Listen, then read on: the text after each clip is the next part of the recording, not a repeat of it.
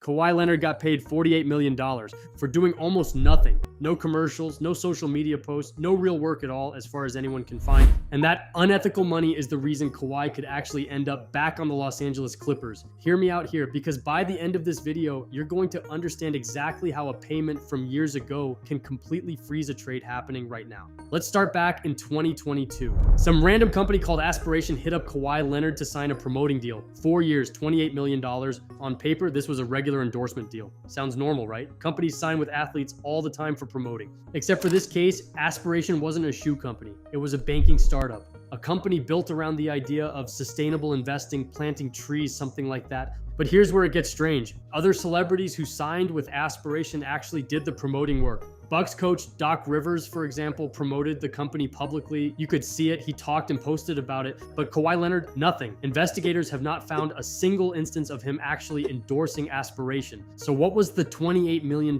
deal actually for? Here's the detail that made people suspicious. The payments were reportedly tied to one specific condition. It stated that Kawhi had to still be playing for the Clippers for the money to keep coming. Think about that for a second. A real endorsement deal doesn't care which team you're on. You get paid to promote a product, period. But this deal only worked if he stayed a Clipper. That's not how sponsorships work. That's how a salary works. And that's exactly the problem, because NBA teams aren't allowed to just pay a player extra money outside of what the salary cap allows. That's illegal under the league's own rules. But if a separate company pays the player instead, and that company just happens to have a financial relationship with the team's owner, you found a loophole. Money moves from the owner through the company into the player's pocket. And technically, the team never broke a single rule. That's the accusation here. Not proven, accused. Now here's where the numbers get even bigger. Reporting later revealed a second secret deal on top of the original one. Another $20 million added up, and Leonard's total deal with Aspiration was closer to $48 million, not 28. And Clippers owner Steve Ballmer wasn't just a bystander here either. He personally invested somewhere between $50 and $60 million of his own money into Aspiration. Separately, the Clippers organization itself had signed Aspiration to its own massive sponsorship deal worth $300 million over 23 years.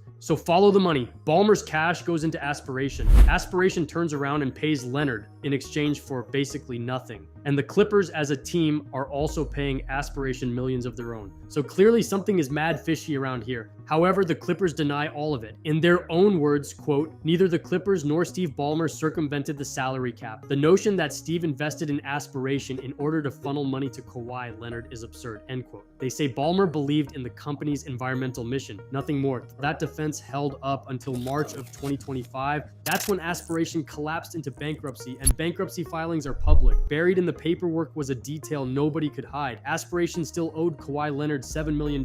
That filing is what actually blew this whole story open. A journalist named Pablo Torre dug through the details and published what he found. And once people saw the numbers, the questions started piling up fast. By September of 2025, the NBA had heard enough. The league hired an outside law firm to formally investigate whether the Clippers had circumvented the salary cap. Then a few months later, one more detail surfaced that made the Clippers' original defense even harder to believe. Torre reported that Ballmer had personally donated $1,875,000 in December of 2024 to a foundation connected to Aspiration's own co-founder. Here's why that detail matters so much. The Clippers had already claimed their relationship with Aspiration ended over a year before that donation. If that were true, why was Ballmer still sending money to people connected to the company more than a year later? Meanwhile, life around the investigation just kept moving forward like nothing was wrong. The 2026 All-Star Game was scheduled for February at Intuit Dome, the Clippers' own arena. Commissioner Adam Silver was asked directly if the league would consider moving it because of the investigation. He said no, the game stayed exactly where it was.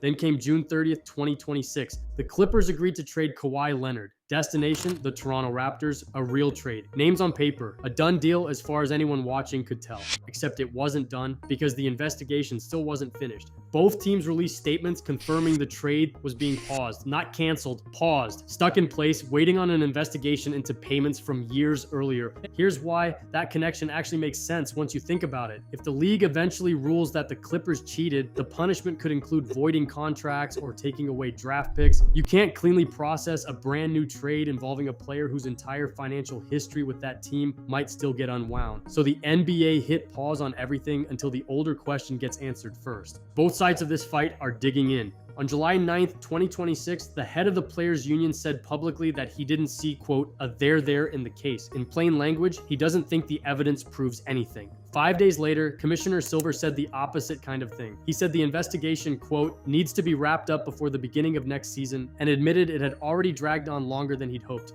Now, if you ask me personally, I don't actually know if the Clippers broke the rules here. Nobody outside this investigation really does yet. But a case that's dragged on this long, through an entire All-Star game, through a completed trade without a real answer either way, that delay by itself is what feels suspicious to me.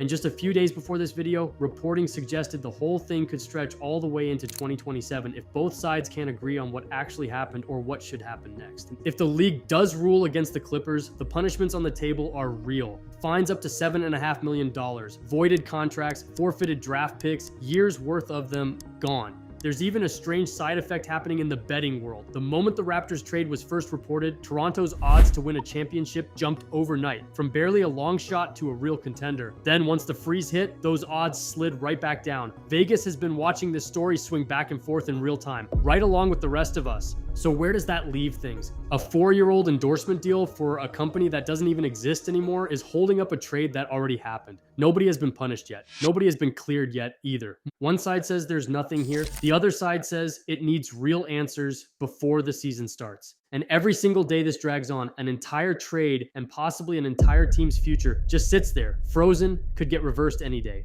So who do you believe?